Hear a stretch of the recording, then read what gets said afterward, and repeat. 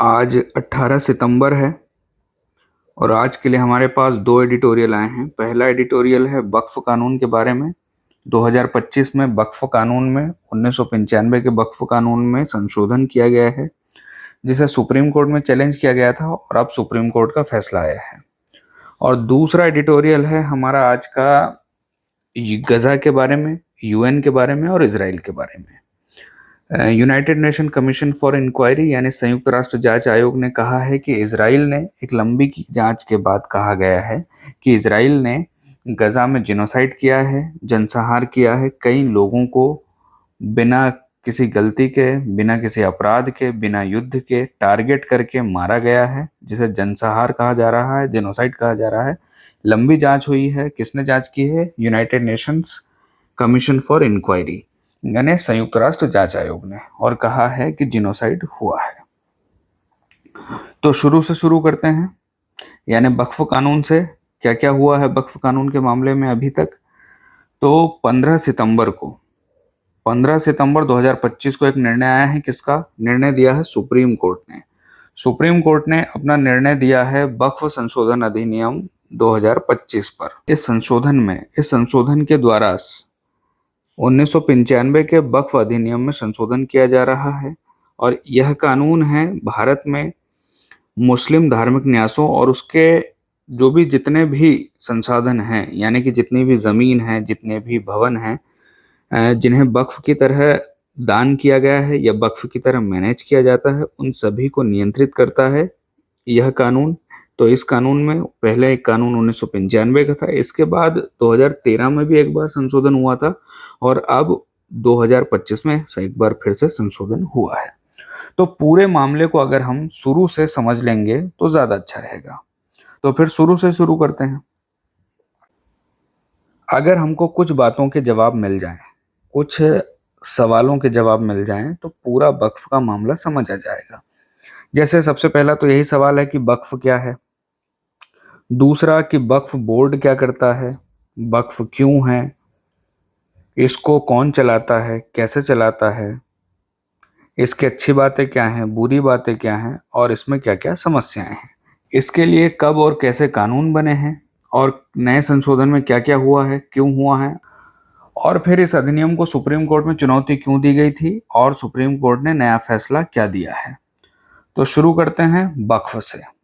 अगर कोई व्यक्ति इस्लामी कानून के तहत धार्मिक या चैरिटी के लिए अपनी संपत्ति को दान करता है तो ऐसे दान की गई ऐसी संपत्ति को वक्फ कहते हैं।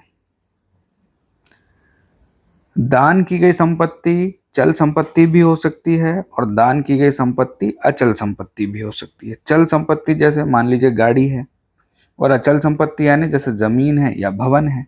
तो चल संपत्ति भी हो सकती है, अचल संपत्ति भी हो सकती है। अगर कोई व्यक्ति इस्लामी कानून के तहत धार्मिक कार्य के लिए, चैरिटी के लिए अपनी संपत्ति को दान करता है, वक्फ बनाता है, तो ऐसी संपत्ति वक्फ बन जाती है। दान करने के बाद इस संपत्ति पर ईश्वर या अल्लाह का स्वामित्व माना जाता है और इसके बाद इसको बेचा नहीं जा सकता, हस्तांतरित नहीं किया जा सकता। जो प्रॉपर्टी दान कर दी गई है उसको वक्फ कहते हैं और जिसने दान की है उस आदमी को वाकिफ कहते हैं। अब प्रॉपर्टी दान कर दी गई है, जो प्रॉपर्टी दान की गई है वो होती है वक्फ और जिसने दान की है उसे कहते हैं वाकिफ। तो अब प्रॉपर्टी दान हो गई है और इस प्रॉपर्टी को मैनेज करना पड़ेगा। तो इस प्रॉपर्टी को मैनेज करने के लिए खुद ईश्वर या अल्लाह तो नहीं आएंगे, क्योंकि जो प्रॉपर्टी दान की गई है उसके ऊपर, उस प्रॉपर्टी के ऊपर ईश्वर या अल्लाह का स्वामित्व माना जाता है। इसको एक बार वक्फ बनाने के बाद किसी भी प्रॉपर्टी को बेचा नहीं जा सकता, हस्तांतरित नहीं किया जा सकता। इसे सिर्फ मैनेज किया जाता है और मैनेज किया जाता है स्टेट वक्फ बोर्ड्स के द्वारा। सभी राज्यों के अपने अपने स्टेट वक्फ बोर्ड हैं, जैसे दिल्ली का वक्फ बोर्ड है वैसे ही सभी राज्यों के अपने अपने वक्फ बोर्ड हैं और इन वक्फ बोर्ड के जो मेंबर होते हैं उनको नियुक्त करती है राज्य सरकार। तो यही सारे जो स्टेट वक्फ बोर्ड हैं यही तय करते हैं जो अपने अपने कंट्रोल की ज़मीन है, अपने अपने कंट्रोल की प्रॉपर्टी है, उनको किस तरह से मैनेज किया जाना है। उन पर मस्जिद बननी है, उन पर कब्रिस्तान बनना है या स्कूल बनाना है, तो ये सारे फैसले स्टेट वक्फ बोर्ड के द्वारा ही लिए जाते हैं। और स्टेट वक्फ बोर्ड ही इस प्रॉपर्टी का केयर टेकर यानी मुतावली नियुक्त करता है। इस प्रॉपर्टी से जो भी इनकम आती है उसका 7% स्टेट वक्फ बोर्ड को दिया जाता है, बाकी सारी इनकम मुस्लिम समुदाय के कामों में लगा दी जाती है। केंद्र के स्तर पर वक्फ काउंसिल होती है और उसके मेंबर्स को केंद्र सरकार के द्वारा नियुक्त किया जाता है। और अगर इस प्रॉपर्टी को लेकर कोई डिस्प्यूट होता है, कोई भी झगड़ा होता है, तो उसको मैनेज करने के लिए ट्राइब्यूनल बनाए जाते हैं। इन सभी प्रॉपर्टीज को और इन सभी इंस्टीट्यूशंस को संभालने के लिए एक अधिनियम बनाया गया है। 1913 से लेकर 1995 तक इस अधिनियम में कई बार संशोधन हुए हैं और अब 2025 में बड़े पैमाने पर कुछ संशोधन हो रहे हैं। 2025 से पहले भी 2013 में संशोधन हुए थे, जो संशोधन सच्चर कमेटी की रिपोर्ट के आधार पर किए गए थे। सच्चर कमेटी का गठन हुआ था 2005 में। 2005 में इस समिति का गठन हुआ था भारत में मुसलमानों की सामाजिक, आर्थिक और शैक्षिक स्थिति का अध्ययन करने के लिए। सच्चर समिति ने 2006 में अपनी रिपोर्ट दी थी और इस रिपोर्ट में वक्फ प्रॉपर्टीज के बारे में कुछ जरूरी बातें कही गई थी। पहली बात थी कि उस समय पूरे भारत में लगभग 4.9 लाख वक्फ प्रॉपर्टीज रजिस्टर्ड थी। दूसरी बात, यह पूरी जमीन थी लगभग 6 लाख एकड़। सबसे ज्यादा प्रॉपर्टीज थी पश्चिम बंगाल और उत्तर प्रदेश जैसे राज्यों में। तीसरी बात कि इस जमीन की जो मार्केट वैल्यू थी उस समय वो थी लगभग 1,20,000 करोड़ रुपए, लेकिन इसकी बुक वैल्यू थी सिर्फ 6,000 करोड़ रुपए। और इस प्रॉपर्टी से जो इनकम जनरेट होती थी वो थी सालाना लगभग 163 करोड़ रुपए। इतनी बड़ी प्रॉपर्टी से छोटी सी इनकम आ रही थी। इसका मतलब था कि इस प्रॉपर्टी को ठीक से मैनेज नहीं किया जा रहा था। अगर इस प्रॉपर्टी को ठीक से मैनेज किया जाता तो इसमें एक बड़ी इनकम जनरेट की जा सकती थी और इसका उपयोग मुस्लिम समुदाय के, मुस्लिम समाज के सामाजिक शैक्षणिक कार्यों के लिए किया जा सकता था। अब इसके लिए सच्चर कमेटी ने कुछ रिकमेंडेशन भी दी थी। पहली रिकमेंडेशन यही थी कि मैनेजमेंट के लिए स्ट्रिक्ट रूल बनाए जाए, मुतावलीज के अपॉइंटमेंट के लिए कुछ स्ट्रिक्ट रूल बनाए जाए, डिजिटल रिकॉर्ड कीपिंग की जाए। ट्राइब्यूनल के पावर को लेकर भी कुछ रिकमेंडेशन की गई थी। वुमेन रिप्रेजेंटेशन बढ़ाने के लिए कहा गया था। टाइमली सर्वे के लिए रिकमेंडेशन की गई थी और नॉन मुस्लिम प्रोफेशनल एक्सपर्ट्स की नियुक्ति के लिए भी रिकमेंडेशन की गई थी। इन रिकमेंडेशंस के आधार पर 2013 का एक्ट पास हुआ था, लेकिन इसमें भी कुछ समस्याएं बच गई थी और उन समस्याओं को दूर करने के लिए 2025 में उस कानून में एक बार फिर से संशोधन किया जा रहा था। बिल अगस्त 2024 में आया था और अब 2025 में पास हुआ है। तो सबसे पहले यही देखते हैं कि 2025 के कानून में क्या क्या संशोधन हुए हैं, कौन कौन से बड़े संशोधन हुए हैं जिनकी चर्चा काफी ज्यादा हो रही है। पहली बात, संशोधन से पहले यह प्रावधान था कि जो लोग मुस्लिम समुदाय के नहीं हैं, नॉन मुस्लिम्स हैं, वे भी अपनी प्रॉपर्टी को वक्फ बना सकते थे। लेकिन इस संशोधन में यह प्रावधान किया गया कि जो लोग कम से कम 5 सालों से मुस्लिम धर्म को मान रहे हैं वे लोग ही अपनी प्रॉपर्टी को वक्फ बना सकते हैं। तो पहले क्या प्रावधान था? पहले प्रावधान था कि वे लोग जो मुसलमान नहीं हैं वे लोग भी अपनी प्रॉपर्टी को वक्फ बना सकते थे। लेकिन संशोधन के बाद सिर्फ वे लोग ही अपनी प्रॉपर्टी को वक्फ बना सकते हैं जो कम से कम 5 साल से मुस्लिम हैं, 5 साल से मुसलमान धर्म को फॉलो कर रहे हैं। दूसरी जरूरी बात कि इस संशोधन ने वक्फ बाय यूजर का प्रावधान हटा दिया है। अब सवाल उठता है कि वक्फ बाय यूजर क्या है? तो वक्फ बाय यूजर वही प्रावधान है जिसको लेकर सबसे ज्यादा विवाद है। अभी हमने देखा था कि कोई भी मुस्लिम कानून के तहत अपनी प्रॉपर्टी को धर्मार्थ कार्यों के लिए, चैरिटी के लिए दान कर सकता है और ऐसी प्रॉपर्टी वक्फ बन जाती है। तो दान करने वाला व्यक्ति यदि यह घोषणा करेगा, दान करने वाला व्यक्ति यदि ऑफिशियल रिकॉर्ड देगा कि मैं इस प्रॉपर्टी को वक्फ बना रहा हूं, तो ऐसी प्रॉपर्टी वक्फ बन जाएगी। लेकिन वक्फ बाय यूजर का प्रावधान कहता है कि यदि कोई प्रॉपर्टी वर्षों से, लंबे समय से सार्वजनिक कार्यों के लिए यूज हो रही है, जैसे मस्जिद, किसी की प्राइवेट जमीन पर किसी ने मस्जिद बनाई थी और उसका उपयोग सार्वजनिक रूप से किया जा रहा है, भले ही उसने उस प्रॉपर्टी को वक्फ नहीं किया है, लेकिन वर्षों से यदि उस प्रॉपर्टी का सार्वजनिक उपयोग किया जा रहा है तो डॉक्यूमेंटेशन, बिना डॉक्यूमेंटेशन के भी, बिना रजिस्ट्री के भी, बिना रजिस्ट्रेशन के भी ऐसी प्रॉपर्टी को वक्फ मान लिया जाता था। तो वर्षों से प्रॉपर्टी के यूज के हिसाब से यह तय किया जाता था कि कोई प्रॉपर्टी वक्फ है या नहीं है, इस प्रावधान को ही वक्फ बाय यूजर का प्रावधान कहते हैं।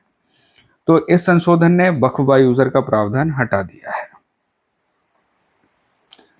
तीसरी जरूरी बात, कोई भी जमीन जो सरकारी जमीन है, यानी कोई भी सरकारी जमीन जिस पर वक्फ अपना क्लेम करता है लेकिन उसके पास कोई ठोस दस्तावेज नहीं है, तो ऐसी जमीन वक्फ की नहीं मानी जाएगी, वक्फ की नहीं होगी, और ओनरशिप वेरीफाई करने की पावर होगी कलेक्टर के पास।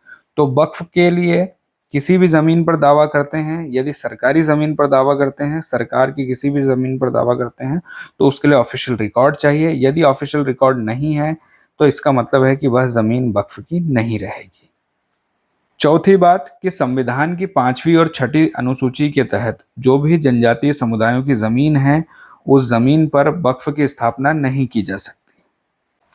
5वीं जरूरी बात कि जिला कलेक्टर अपनी जांच के दौरान किसी भी वक्फ संपत्ति को सरकारी संपत्ति घोषित कर सकता है यदि वक्फ के ऑफिशियल रिकॉर्ड नहीं है तो, और जांच के दौरान भी ऐसी संपत्ति पर वक्फ का स्वामित्व, वक्फ बोर्ड का स्वामित्व नहीं माना जाएगा। जांच के दौरान ऐसी किसी भी संपत्ति को वक्फ की संपत्ति नहीं माना जाएगा। और 6वीं बात, वक्फ बोर्ड में केंद्र में 12 गैर मुसलमान सदस्य हो सकते हैं और राज्यों में 7 मुसलमान सदस्य हो सकते हैं। लेकिन अब जो फैसला आया है उसमें सुप्रीम कोर्ट ने कई प्रावधानों को जारी रखा है और कुछ प्रावधानों पर रोक लगा दी गई है। कुछ प्रावधान काफी विवादास्पद थे जिनको लेकर सुप्रीम कोर्ट में से चैलेंज किया गया था। तो उन प्रावधानों में से कुछ प्रावधानों पर रोक लगा दी गई है सुप्रीम कोर्ट के द्वारा, और बाकी प्रावधानों की संवैधानिकता को बरकरार रखा है। इन संशोधनों को लेकर सरकार का कहना है कि यह संशोधन जरूरी थे ताकि वक्फ संपत्तियों में होने वाले भ्रष्टाचार को, इसके दुरुपयोग को रोका जा सके, सारी चीजों को, सारी प्रॉपर्टीज को अच्छे से मैनेज किया जा सके और इस प्रॉपर्टी से होने वाली इनकम का उपयोग समुदाय के भलाई के लिए किया जा सके। लेकिन आलोचक कह रहे हैं कि यह संशोधन मुस्लिम समुदाय के मामलों में एक मनमानी हस्तक्षेप है। पक्ष विपक्ष की राजनीति होती रहेगी, लेकिन हमारे लिए जरूरी है कि सुप्रीम कोर्ट ने क्या फैसला दिया है, सुप्रीम कोर्ट ने क्या कहा है, कौन से प्रावधान हटाए हैं और कौन से प्रावधानों को जारी रखा है।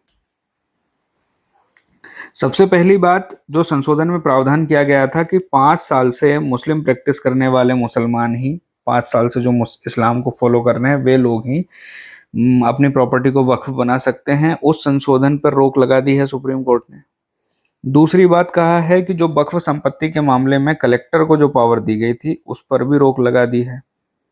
तो 5 साल वाले प्रावधान पर रोक लगाई है, मतलब संशोधन में जो 5 साल वाला प्रावधान था उस पर रोक लगाई है, और जिला कलेक्टर की पावर पर रोक लगाई है। तीसरी बात, जो केंद्रीय वक्फ परिषद में गैर मुसलमानों की 12 संख्या तय की गई थी उसे घटाकर सुप्रीम कोर्ट ने कहा है 4 और राज्यों में 7 से घटाकर कहा है 3। मतलब 5 साल से जो इस्लाम प्रैक्टिस कर रहे थे वे ही अपनी प्रॉपर्टी को वक्फ बना सकते हैं, इस प्रावधान को भी हटा दिया सुप्रीम कोर्ट ने। और वक्फ संपत्ति के विवाद के मामले में जिला कलेक्टर की जो शक्ति थी, विवादों को निपटाने की जो शक्ति थी जिला कलेक्टर की, उसे भी खत्म कर दिया है। और केंद्रीय वक्फ परिषद में सदस्यों की संख्या 12 से कर दी है 4 और राज्य बोर्डों में कर दी है 7 से 3। चौथी बात कि वक्फ बोर्डों के जो सीईओ होंगे वो होंगे मुस्लिम, ओनली मुस्लिम। पांचवी बात कि वक्फ बाय यूजर का जो प्रावधान संशोधन में हटा दिया गया है उसकी संवैधानिकता को माना है, उस प्रावधान को सुप्रीम कोर्ट ने सही माना है। मतलब वक्फ बाय यूजर के प्रावधान को लेकर अब कोई विवाद नहीं है, सुप्रीम कोर्ट ने इसे हटा दिया है, सही माना है। मतलब संशोधन में ही हट गया था, सुप्रीम कोर्ट ने इसे अपने फैसले में भी माना है। लेकिन कहा है कि 8 अप्रैल 2025 तक के जो भी पंजीकृत संपत्तियां है वे सुरक्षित रहेंगी, वे वक्फ बाय यूजर के प्रावधान के हटने से कोई उन पर प्रभाव पड़ेगा नहीं। तो वक्फ बाय यूजर का प्रावधान हट चुका है, 8 अप्रैल 2025 तक की पंजीकृत संपत्तियां सुरक्षित रहेंगी। और आखिरी बात, संरक्षित स्मारक यानी हमारा जो राष्ट्रीय धरोहर है वैसी इमारतें और जनजाति भूमि, इन दोनों प्रकार की जमीन पर वक्फ का दर्जा नहीं मिलेगा। तो सबसे पहले क्या हुआ है, 5 साल वाले प्रावधान को सुप्रीम कोर्ट ने हटा दिया है जो संशोधन में लाया गया था। कि केवल 5 साल से इस्लाम प्रैक्टिस करने वाले लोग ही अपनी संपत्ति को वक्फ बना सकते हैं, उस प्रावधान को हटा दिया है। दूसरी बात कही है, जिला कलेक्टर की जो शक्ति थी विवादों को निपटाने की, उस पर भी रोक लगा दी गई है। इन विवादों का निपटान अब अदालतों के माध्यम से, ट्राइब्यूनल के माध्यम से किया जाना है। केंद्रीय वक्फ परिषद में जो गैर मुसलमान सदस्यों की संख्या 12 की गई थी, उन्हें कर दिया है 4, और राज्य बोर्डों में 7 से घटाकर कर दिया है 3। वक्फ बोर्ड के सीईओ अधिमानतः मुस्लिम होंगे। वक्फ यूजर का प्रावधान हटा है तो हट ही गया है, और संरक्षित स्मारक और जनजातीय भूमि पर वक्फ का दर्जा नहीं दिया जाएगा। तो यह फैसला आया है सुप्रीम कोर्ट का। यहां तक हम ये देख चुके हैं कि वक्फ क्या है, वक्फ संपत्ति किस प्रकार से वक्फ बनाई जाती है, वक्फ संपत्ति बनाने वाला कौन हो सकता है, इसका फिर मैनेजमेंट कौन करता है, इसे हस्तांतरित नहीं किया जा सकता है, बेचा नहीं जा सकता है, इस प्रॉपर्टी से जो इनकम आती है उसका क्या यूज होता है, और वक्फ बोर्ड में क्या क्या समस्याएं हैं, वक्फ कानून में क्या समस्याएं थी, संशोधन पहले भी हुए थे, संशोधन अभी भी हुआ है, अभी के संशोधन में कौन कौन से प्रावधान आए थे, जैसे 5 साल वाला प्रावधान आया था, कलेक्टर वाला प्रावधान आया था, वक्फ यूजर को हटाने का प्रावधान आया था, गैर इस्लाम सदस्यों की संख्या बढ़ाने के लिए प्रावधान आया था, और जनजातीय भूमि पर वक्फ नहीं बनाने का प्रावधान आया था। तो ये प्रावधान आए थे, और उसमें से सुप्रीम कोर्ट ने अपने फैसले में कुछ प्रावधानों को हटा दिया है और कुछ प्रावधानों की संवैधानिकता को बरकरार रखा है। लेकिन यहाँ पर इस सभी मामले में सबसे बड़ा सवाल जो उठता है वो ये है कि मामला पूरा धार्मिक है, एक धर्म से जुड़ा हुआ है, एक धर्म को मानने वाले लोग इस्लाम कानून के तहत अपने संपत्ति को वक्फ बना सकते हैं, लेकिन इसमें राज्य हस्तक्षेप कर रहा है, इसको लेकर राज्य कानून बना रहा है। तो इस पूरे मामले में और इस तरह के किसी भी मामले में सवाल उठता है धर्म की स्वायत्ता का, और धर्म की स्वायत्ता में, धर्म की स्वतंत्रता में राज्य के हस्तक्षेप का। तो इसके बीच में संतुलन को लेकर सवाल उठता है कि भाई किसी भी धर्म की स्वायत्ता में राज्य को कितना हस्तक्षेप करना चाहिए, कितना हस्तक्षेप होना चाहिए। यहां सवाल है कि राज्य धर्म के मामले में कितना हस्तक्षेप कर सकता है। यदि भारतीय संविधान की धर्मनिरपेक्षता को देखें और पश्चिम की धर्मनिरपेक्षता को देखें तो उसमें बड़ा अंतर है। पश्चिम में धर्म और राज्यों में पूरी तरह से एक विच्छेद है, दोनों पूरी तरह से अलग हैं, एक दूसरे में हस्तक्षेप नहीं करते हैं। लेकिन भारत में पश्चिम की तरह धर्म और राज्य में पूरी तरह से दूरी नहीं है। भारत में पहले भी राज्य के द्वारा दूसरे धर्म के मामलों में भी जरूरत पड़ने पर सुधार किए गए हैं, और राज्यों ने धर्म के मामले में हस्तक्षेप किया है। जैसे 1951 का धार्मिक बंदोबस्ती अधिनियम है, सती प्रथा का उन्मूलन है, बाल विवाह को खत्म करने की बात है, छुआछूत को खत्म करने की बात है।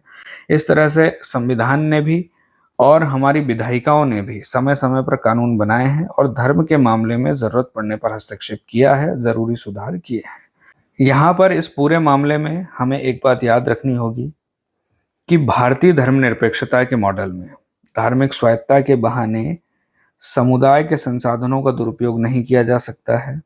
आस्था के नाम पर कोई भी समुदाय, कोई भी समूह सार्वजनिक संसाधनों पर स्थायी दावा नहीं कर सकता, और राज्य का यह दायित्व है कि वह नागरिकों को गुमराह होने से बचाए।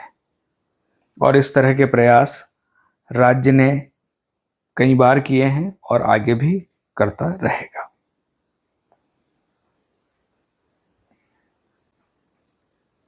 लेकिन यहाँ पर हमें ध्यान रखना होगा कि इन प्रयासों में, यानी धार्मिक सुधार के प्रयासों में, किसी भी धर्म के साथ, अलग अलग धर्मों के बीच में, या किसी एक धर्म के साथ विशेष रूप से भेदभाव नहीं किया जाना चाहिए।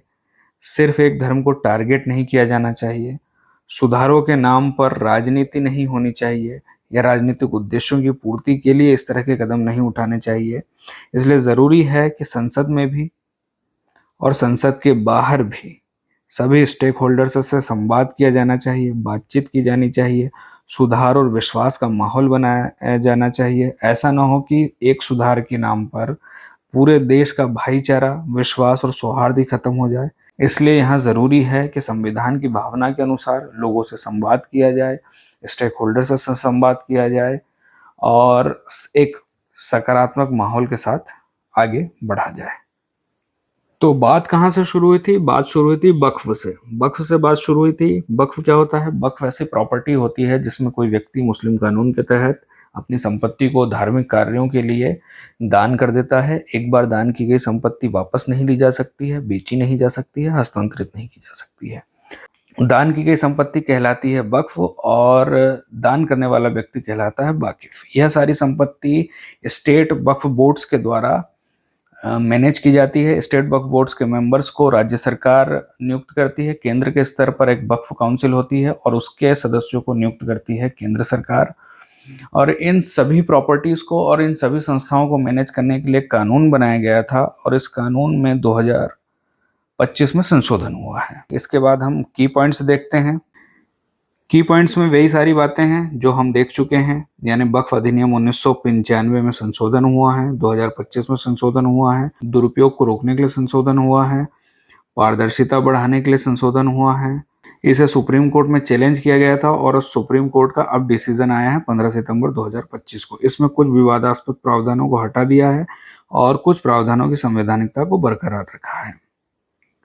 इसमें जो प्रावधान हटाए हैं उनमें ये जो 5 साल मुस्लिम होने की जो शर्त थी उसे हटा दिया गया है। कलेक्टर को जो वक्फ विवाद के मामले में शक्ति दी गई थी निपटाने की, उसे भी हटा दिया गया है। और जो प्रावधान संशोधन में आए थे और जिन्हें सुप्रीम कोर्ट ने बरकरार रखा है उनमें है वक्फ यूजर का प्रावधान। ये वक्फ यूजर का प्रावधान अब नहीं होगा। जो संपत्तियां 8 अप्रैल 2025 से पहले पंजीकृत कर ली गई थी उन्हें सुरक्षा मिली है, लेकिन वक्फ वाला प्रावधान जो है, वक्फ यूजर वाला जो प्रावधान है उसे हटा दिया गया है। स्मारकों और जनजाति वाला प्रावधान भी बरकरार रखा है क्योंकि स्मारकों और जनजाति समुदाय की जो जमीन है उसको वक्फ नहीं बनाया जा सकता। इस प्रावधान को बरकरार रखा है। और वक्फ बोर्ड के जो सीईओ होंगे वह मुस्लिम होंगे, यह बात भी सुप्रीम कोर्ट ने कही है। यहाँ पर संविधान के द्वारा दी गई संवैधानिक स्वायत्ता और राज्य का हस्तक्षेप, इसके बीच में संतुलन को लेकर विवाद उठता है।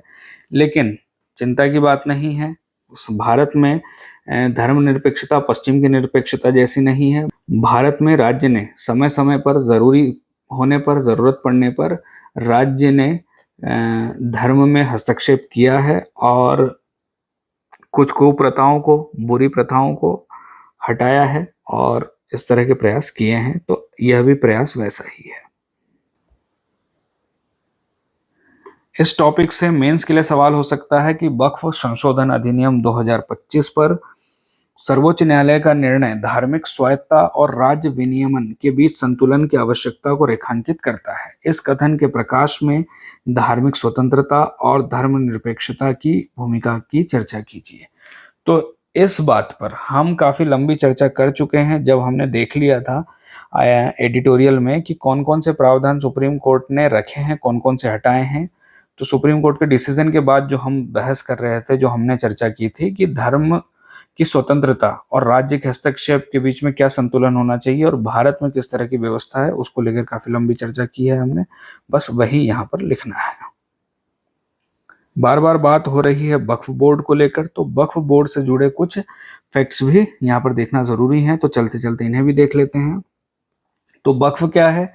तो किसी मुस्लिम द्वारा अल्लाह के नाम पर अर्पित की गई संपत्ति चल संपत्ति हो सकती है, अचल संपत्ति हो सकती है, आय हो सकता है, इमारत हो सकती है, भूमि हो सकती है। इसे धार्मिक कार्य के लिए, चैरिटी के लिए जब दान कर दिया जाता है तो इस तरह की संपत्ति को वक्फ कहा जाता है। तो वक्फ संपत्ति वक्फ होने के बाद, मतलब कोई प्रॉपर्टी दान कर दी गई है उसके बाद वक्फ संपत्ति नहीं रह जाती, व्यक्तिगत संपत्ति नहीं रह जाती, फिर उसे बेचा नहीं जा सकता है, फिर उसे हस्तांतरित नहीं किया जा सकता है, फिर उसे वापस नहीं लिया जा सकता है। इसके बाद वक्फ संपत्ति चली जाती है वक्फ बोर्ड के पास, यानी स्टेट वक्फ बोर्ड के पास। वक्फ बोर्ड ही इस पर तय करता है कि मस्जिद बनेगी, मदरसा बनेगा, कब्रिस्तान बनेगा, इमाम बड़ा बनेगा या कुछ और बनेगा। तो सारी संपत्ति का मैनेजमेंट चला जाता है स्टेट वक्फ बोर्ड्स के पास। सभी राज्यों के अपने अपने स्टेट वक्फ बोर्ड हैं भारत में। इसके लिए वक्फ से जुड़े हुए कानून हैं। वैसे 1913 से कोई ना कोई कानून चला आ रहा है। आज़ादी के बाद 1954 का कानून था। अभी जो कानून लागू है वो 1995 का है और उसमें समय समय पर संशोधन हुए हैं। 2013 में संशोधन हुआ है, 2025 में संशोधन हुआ है। 2025 में क्या क्या संशोधन हुआ है हम देख चुके हैं। सुप्रीम कोर्ट में उन संशोधनों को रखा है, नहीं रखा है, कौन से संशोधन हटाए हैं और कौन से संशोधन बरकरार हैं, उन्हें भी हम देख चुके हैं। वक्फ बोर्ड की स्थापना वक्फ अधिनियम 1995 की धारा 13 के तहत की गई है। राज्य सरकारें करती हैं। वक्फ बोर्ड के सदस्यों की नियुक्ति भी राज्य सरकारों के द्वारा ही की जा सकती है।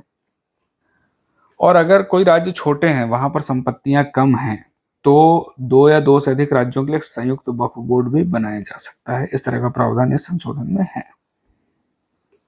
यदि इसकी संरचना की बात करें तो यह एक वैधानिक निकाय है, क्योंकि कानून के तहत बना है। हमने देखा था 1995 का कानून है। तो वक्फ बोर्ड में अध्यक्ष होते हैं, सदस्य होते हैं, नियुक्ति की जाती है राज्य सरकार के द्वारा। ठीक है।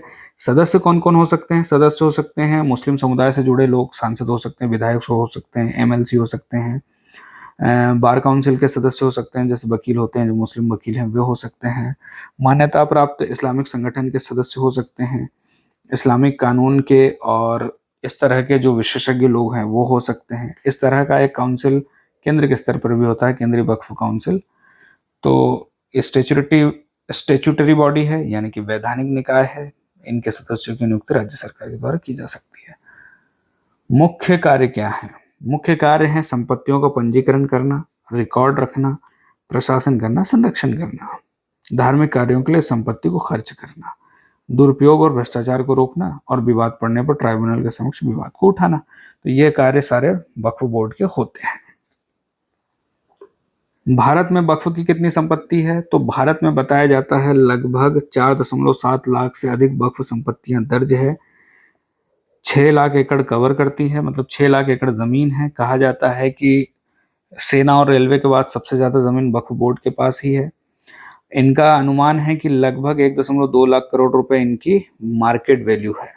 लेकिन इस संपत्ति की आय में अक्सर भ्रष्टाचार, अतिक्रमण, कुप्रबंधन जैसे कई कमियां सामने आती है। कई बार मुद्दे उठते हैं। तो भ्रष्टाचार, अतिक्रमण और कुप्रबंधन से ये संपत्तियां ग्रस्त हैं और इनका ठीक से उपयोग नहीं किया जा रहा है। यदि इनका ठीक से उपयोग किया जाता है तो मुस्लिम समुदाय के लिए काफी लाभदायक होगा।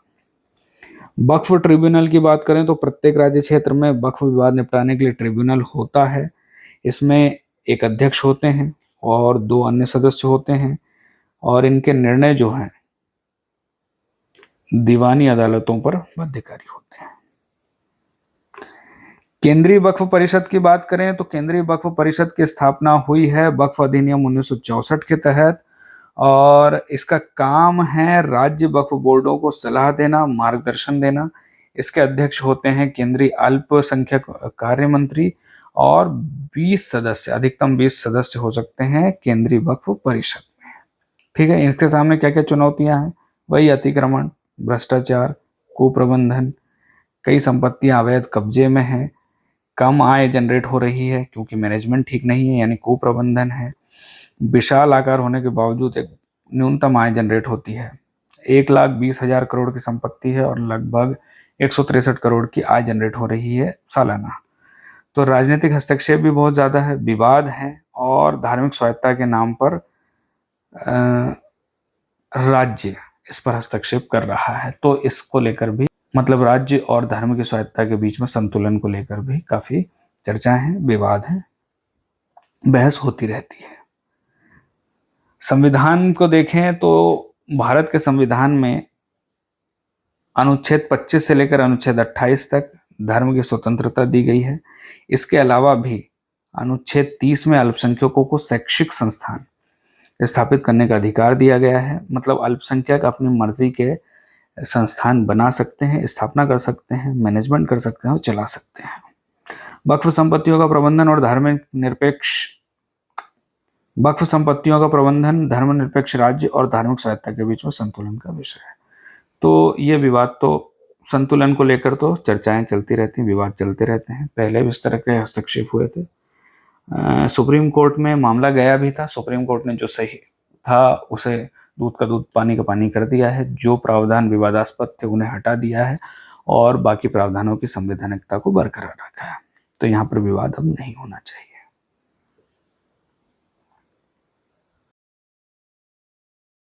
इसके बाद हम देखते हैं एमसीक्यू। तो पहला सवाल है कि निम्नलिखित में से कौन सा या कौन से प्रावधान सर्वोच्च न्यायालय ने वक्फ संशोधन अधिनियम 2025 में अवैध घोषित कर दिए हैं। 3 स्टेटमेंट हैं, यानी 3 प्रावधान बताए हैं जिनमें संशोधन हुआ है। तो हमें बताना है कि इन 3 संशोधनों में से कौन से संशोधन सुप्रीम कोर्ट ने हटा दिए, अवैध घोषित कर दिए हैं। केवल 5 वर्षों से मुस्लिम होने की शर्त पर वक्फ निर्माण, इस प्रावधान को हटा दिया है सुप्रीम कोर्ट ने, तो अब ये प्रावधान नहीं होगा। दूसरा, जिला कलेक्टर को वक्फ विवाद सुलझाने की शक्ति, इसे भी हटा दिया है। तो मतलब ये दोनों उत्तर हो सकते हैं। और वक्फ बाय यूजर को हटाना नहीं, वक्फ बाय यूजर के प्रावधान को बरकरार रखा है। उत्तर है 1 और 2 यानी ए। दूसरा सवाल है कि वक्फ बाय यूजर का तात्पर्य है।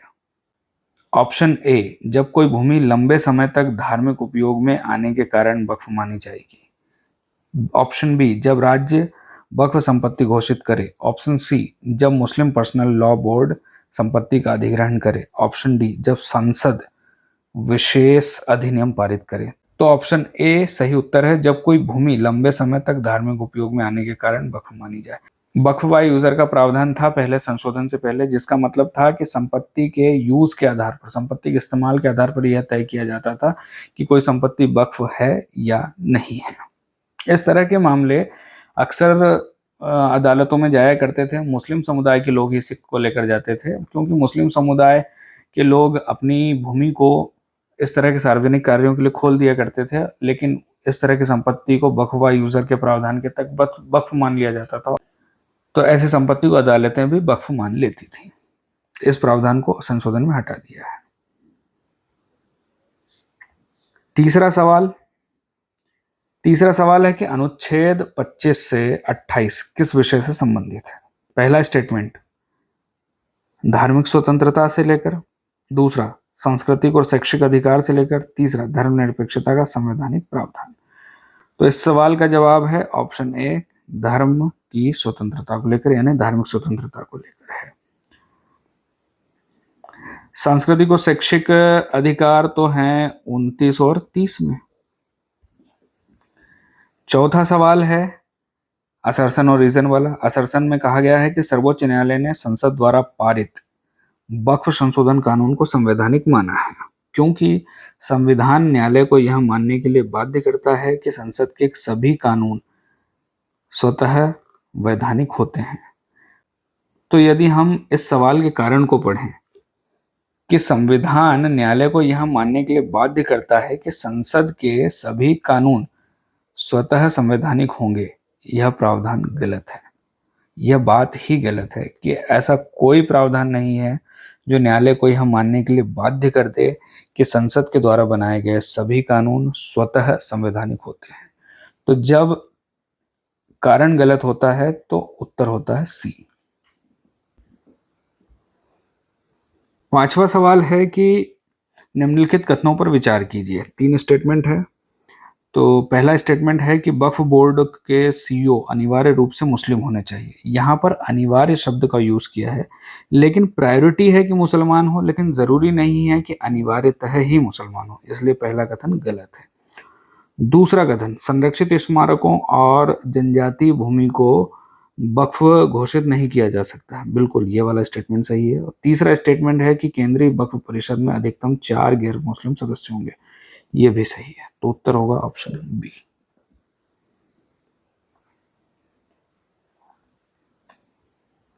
पहला एडिटोरियल यहीं तक है।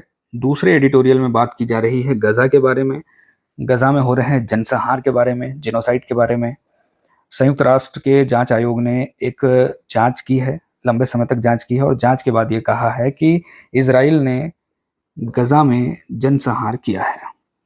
निष्कर्ष चौंकाने वाला नहीं है, क्योंकि इस तरह की खबरें तो पहले से ही आ रही थी, लगातार आ रही है। वहां पर बड़े पैमाने पर महिलाओं को, बच्चों को भी मारा गया है, टारगेट किया गया है। लोग जब भोजन के लिए भीड़ में खड़े होते थे, पंक्तियों में खड़े होते थे, तब उन पर गोलियां चला दी जाती थी भीड़ कंट्रोल करने के नाम पर। पहले भी हम एडिटोरियल में पढ़ चुके हैं। संयुक्त राष्ट्र जांच आयोग ने कहा है कि इजराइल ने गजा में गंभीर जनसंहारी कृत्य किए हैं। मतलब जिन 5 कामों को जनसंहार माना जाता है उनमें से 4 काम इसराइल ने किए हैं। मतलब किसी समुदाय के सदस्यों की हत्या करना, टारगेट करके हत्या करना, शारीरिक और मानसिक क्षति पहुंचाना और किसी समूह को नष्ट करने की कार्रवाई करना और ऐसे काम करना जिससे उन्हें बच्चों को जन्म देने से रोका जा सके। तो इस तरह के जो काम हैं उन्हें जनसंहारी कार्य माना जाता है। आयोग ने जांच की है और जांच के बाद बताया है कि इस तरह के कार्य इसराइल ने गजा में किए हैं, जो कि दुखद है, अंतर्राष्ट्रीय समुदाय के लिए अच्छी बात नहीं है। हमास से लड़ने के नाम पर वहां के मासूम लोगों को टारगेट नहीं किया जाना चाहिए। वैसे तो इसराइल आरोपों को नकार रहा है, लेकिन अनुमान है कि लगभग 65,000 से ज्यादा फिलिस्तीनी नागरिक हैं, बच्चे हैं, जिनमें जिनमें महिलाएं हैं, जो अब तक मारे जा चुके हैं। आयोग ने कहा है कि इस तरह के जनसंहार के लिए इसराइल का जो नेतृत्व है, यानी वहां की जो सरकार है, वो जिम्मेदार है। और उन्होंने कहा है कि गजा में जानबूझकर ऐसे अभियान चलाए जा रहे हैं जिनमें नरसंहार होता है, फिलिस्तीन के लोग, खासकर महिलाएं, बच्चे और मासूम लोग मारे जाते हैं। इस जनसंहार को देखकर, इस अत्याचार को देखकर यहूदी लोगों के इतिहास की याद आती है, होलोकास्ट की याद आती है। इस तरह के अत्याचारों को यहूदी लोगों ने भी सहा है, यहूदी लोगों ने भी झेला है इस तरह के अत्याचार को। लेकिन दुख की बात यह है कि इसी तरह के अत्याचार अब इसराइल फिलिस्तीनियों पर भी कर रहा है। दूसरे विश्व युद्ध के दौरान नाजी जर्मनी यानी हिटलर ने लगभग 8 लाख यहूदियों की हत्या कर दी। पहले यहूदियों के खिलाफ नफरत फैलाई गई और फिर उन्हें चुन चुन कर मार डाला गया। अब इसराइल भी हमास के खिलाफ लड़ते लड़ते वहां के बच्चों को, वहां की महिलाओं को टारगेट कर रहा है, फिलिस्तीन में जनसंहार कर रहा है। गजा अकालग्रस्त है और इस बीच इसराइल गजा सिटी पर भी लगातार जमीनी हमले कर रहा है और इस पूरी घटना के कारण इसराइल की अंतर्राष्ट्रीय स्तर पर निंदा हो रही है। इसराइल अपनी अंतर्राष्ट्रीय साख धीरे धीरे गंवा रहा है। अनुमान है कि फ्रांस और ब्रिटेन जल्दी ही इसराइल को मान्यता दे सकते हैं और फ्रांस और ब्रिटेन के अलावा यूरोपीय आयोग ने भी इसराइल पर व्यापारिक रियायतों को लंबित करने और वहां के जो चरमपंथी मंत्री हैं उन पर प्रतिबंध लगाने का प्रस्ताव दिया है। फिर भी अमेरिका का सपोर्ट अभी तक इसराइल के साथ बना हुआ है और अमेरिका के सपोर्ट के कारण इसराइल अभी भी गजा में जनसंहार कर रहा है, अपने अभियान चला रहा है। अकाल की स्थितियां हैं, महिलाएं, बच्चे मारे जा रहे हैं, लेकिन फिर भी जमीनी हमले जारी हैं और इसराइल की सेनाएं लगातार जनसंहार कर रही हैं। अब इस पूरे झगड़े में भारत की बात करें तो भारत फिलिस्तीन का, यानी कि फिलिस्तीन मुद्दे पर द्विराष्ट्र सिद्धांत का समर्थक रहा है। मतलब भारत चाहता है, या भारत का मत है, जिस तरह से भारत जब विभाजित हुआ तो भारत और पाकिस्तान 2 राष्ट्र बने थे, उसी समय इसराइल और फिलिस्तीन का मामला भी था। भारत द्विराष्ट्र का सिद्धांत का समर्थक रहा है, भारत फिलिस्तीन को मान्यता भी दे चुका है, भारत पूरी दुनिया में शांति और सुरक्षा के पक्ष में रहा है। इसके लिए भारत को जनसंहार के खिलाफ बोलना चाहिए और युद्ध को खत्म करने के लिए, समाधान निकालने के लिए जरूरी प्रयास करने चाहिए। तो पूरे एडिटोरियल में मेन बात यही थी कि संयुक्त राष्ट्र जांच आयोग ने एक जांच की है और जांच में कहा है कि इजराइल गजा में जनसंहारी कृत्य कर रहा है, जिनोसाइड कर रहा है। की पॉइंट्स में देखें तो की पॉइंट्स में कहा गया है, संयुक्त राष्ट्र जांच आयोग ने कहा है, उसने रिपोर्ट दी है कि इजराइल गजा में जनसंहार कर रहा है। लगभग 65,000 फिलिस्तीनियों की हत्या हो चुकी है। बड़े पैमाने पर महिला और बच्चों को टारगेट किया गया है। अंतर्राष्ट्रीय स्तर पर देखें तो आईसीसी और आईसीजे यानी कि इंटरनेशनल क्रिमिनल कोर्ट और इंटरनेशनल कोर्ट ऑफ जस्टिस में भी मामले चल रहे हैं। यूरोप में कुछ देश मान्यता देने की बात कर रहे हैं, वहीं पर कुछ प्रतिबंधों की बात भी चल रही है, वहां के मंत्रियों पर प्रतिबंध की बात चल रही है। व्यापारिक जो छूट मिली है, व्यापारिक जो रियायतें मिली है, उन्हें निलंबित करने की बात की जा रही है। लेकिन अमेरिका का इसराइल को समर्थन अभी भी जारी है और उसी के दम पर इसराइल अपनी कार्रवाइयां कर रहा है। भारत ऐतिहासिक रूप से द्विराष्ट्र सिद्धांत का समर्थक रहा है, फिलिस्तीन का समर्थक रहा है, फिलिस्तीन को मान्यता भी दे चुका है। लेकिन भारत को इस तरह से चुपचाप पूरे मामले को देखना नहीं चाहिए। भारत को आगे बढ़कर इस युद्ध को समाप्त करने का प्रयास करना चाहिए, चुप्पी साध कर नहीं रखनी चाहिए। संयुक्त राष्ट्र जांच आयोग की तरफ से कहा गया है कि जो जनसंहार की 5 श्रेणियां, उसमें से 4 श्रेणियों का उल्लंघन इसराइल ने किया है। तो गजा में स्थिति यही है: अकाल, विस्थापन, स्वास्थ्य का संकट, खाने का संकट, रहने का संकट, सबसे बड़ा जीवन का संकट। मेंस के लिए इस टॉपिक से सवाल हो सकता है कि गजा संकट ने अंतर्राष्ट्रीय कानून, मानवाधिकार और भारत की विदेश नीति के बीच संतुलन की जटिलताओं को उजागर किया है। संतुलन की जटिलताओं को उजागर किया है।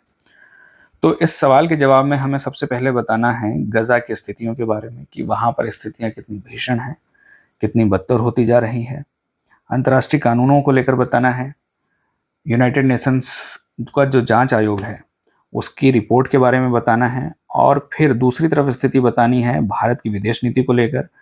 और भारत की विदेश नीति हमेशा से द्विराष्ट्र सिद्धांत के पक्ष में रही है। इजराइल और फिलिस्तीन के मुद्दे का शांतिपूर्ण समाधान के पक्ष में रही है। भारत चाहता है कि इस मुद्दे का शांतिपूर्ण समाधान निकाला जाए। भारत ने फिलिस्तीन को भी मान्यता दी है, लेकिन इजराइल से भी भारत के संबंध अच्छे रहे हैं। इजराइल से भारत के व्यापार संबंध भी अच्छे रहे हैं। भारत इजराइल से हथियार खरीदता रहा है और इस तरह की ज़रूरत आगे भी होने वाली है। इजराइल हमेशा से भारत का सपोर्ट करता रहा है अलग अलग मुद्दों पर। तो भारत के सामने एक असमंजस्य की स्थिति तो है, जटिलता तो है, इसके बीच में संतुलन की ज़रूरत है। तो इसको लेकर हमें इस सवाल का जवाब लिखना है। बात गाजा की हो रही है तो इसको लेकर भी हमें एक बार नज़र डाल लेनी चाहिए। तो सबसे पहले गजा पट्टी यानी एक छोटा सा ज़मीन का टुकड़ा है, मैप पर भी देखेंगे, जिसके पश्चिम में भूमध्य सागर है। मतलब भूमध्य सागर के पूर्व में है गजा पट्टी। गजा पट्टी के उत्तर में इजराइल लगा हुआ है, मतलब जो अभी इजराइल है वो है। दक्षिण पश्चिम में मिस्र है और पश्चिम में भूमध्य सागर है। मैप पर देख लेते हैं। ये जो है वो है गजा स्ट्रिप, गजा पट्टी।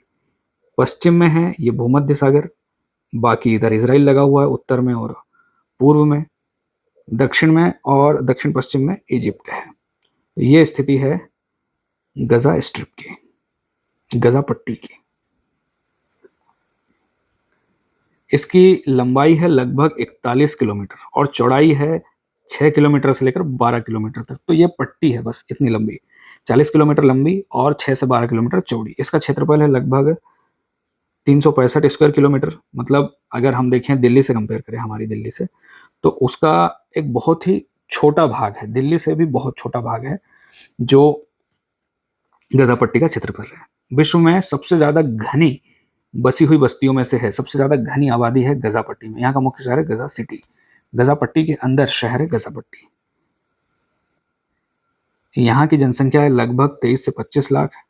70% से अधिक लोग जो फिलिस्तीनी शरणार्थी है, जो 1948 और 1967 के युद्ध के बाद में विस्थापित हुए थे, वहां जाकर बस गए थे। इनमें से अधिकतर हैं सुन्नी मुसलमान और अल्पसंख्यकों में कुछ ईसाई भी रहते हैं। यहाँ की आबादी की आधी संख्या 18 वर्ष से कम की है और यहाँ पर उच्च घनत्व है। मतलब प्रति वर्ग किलोमीटर में 6000 से ज्यादा लोग रहते हैं। राजनीतिक स्थिति की बात करें तो गजा पट्टी फिलिस्तीन का हिस्सा है। 2007 से हमास के नियंत्रण में है। हमास एक संगठन है जो वहां पर इसे नियंत्रित करता है। मतलब इजराइल इसे आतंकवादी संगठन मानता है। फिलिस्तीनी प्राधिकरण जो सिर्फ वेस्ट बैंक तक सीमित है, यहाँ पर यानी गजा पट्टी में इसका नियंत्रण नहीं है। मतलब फिलिस्तीनी प्राधिकरण, फिलिस्तीनियन अथॉरिटी का नियंत्रण सिर्फ वेस्ट बैंक में, इस वाले क्षेत्र में है। यहाँ पर भी फिलिस्तीनी लोग रहते हैं, यहाँ पर भी फिलिस्तीनी लोग रहते हैं। वेस्ट बैंक में नियंत्रण है फिलिस्तीन अथॉरिटी का और यहाँ पर नियंत्रण यानी गजा पट्टी में नियंत्रण है हमास का। तो हमास और फतह के बीच राजनीतिक विभाजन मतलब गजा की प्रमुख समस्या है। वहां पर भी कुछ संगठन है, 2 संगठन है। ये दोनों संगठन सत्ता के लिए लड़ते रहते हैं वहां पर भी, और फिर इजराइल से भी लड़ते रहते हैं। तो अभी तक शांति नहीं है गजा पट्टी में। इजराइल और मिस्र ने गजा पर नाकाबंदी लगा रखी है। गजा में यहाँ पर गजा पट्टी में कुछ बॉर्डर्स हैं जो जो इजराइल की तरफ से भी हैं और इजिप्ट की तरफ से भी है। इन बॉर्डर्स पर इन नाकाबंदी है। नाकाबंदी के कारण गजा पट्टी में मदद नहीं पहुंच पाती है और वहां पर स्थिति अकाल जैसी स्थिति है, भीषण स्थिति है, बड़ी खराब स्थिति। गजा का थोड़ा सा इतिहास देखें तो 1948 में जब इजराइल का गठन हुआ था तो उसके बाद बड़े पैमाने पर फिलिस्तीनी शरणार्थी गजा में आ गए थे और 1948 से 1967 तक गजा पर इजिप्ट का नियंत्रण रहा। उसके बाद 1967 का 6 दिवसीय युद्ध हुआ, 6 डे वॉर कहा जाता है जिसको। इस युद्ध के बाद इजराइल ने गजा पर अपना कब्जा कर लिया, लेकिन फिर 1993 में ओस्लो समझौता हुआ। ओस्लो समझौते में कुछ प्रशासनिक अधिकार या कुछ प्रशासनिक शक्तियां फिलिस्तीन को मिल गई और 2005 में इसराइल ने गजा से अपने सारे सैनिक और बस्तियां हटा ली थी। 2007 में हमास ने इस पर अपना कब्जा कर लिया। अब 2023 से युद्ध जारी है और वहां पर तबाही और जनसंहार हो रहा है। अर्थव्यवस्था की बात करें तो वहां पर जो अर्थव्यवस्था बुरी तरह से प्रभावित है, क्योंकि युद्ध हो रहा है बड़े पैमाने पर। आधे से ज्यादा लोगों के पास काम नहीं है। मुख्य व्यवसाय वही खेती है, मछली पकड़ना है, और आय का बड़ा हिस्सा विदेशी सहायता से जो आ रहा है वही है। औद्योगिक गतिविधियां ठप हैं। गजा को एक खुले आसमान वाली जेल कहा जाता है, क्योंकि वहां पर इतनी भयानक स्थितियां हैं।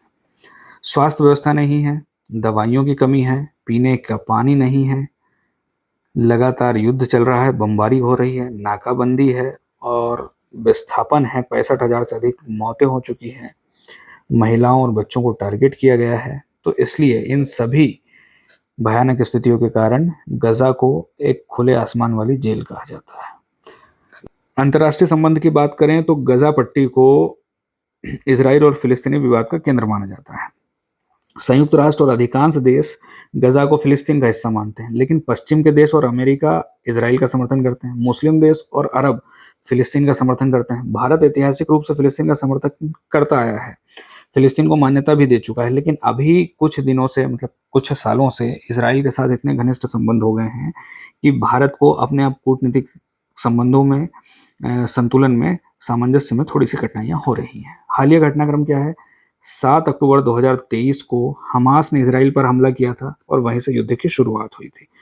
हमास ने इजराइल पर हमला किया, अंदर घुसा इजराइल में और कुछ लोगों को बंधक बना लिया।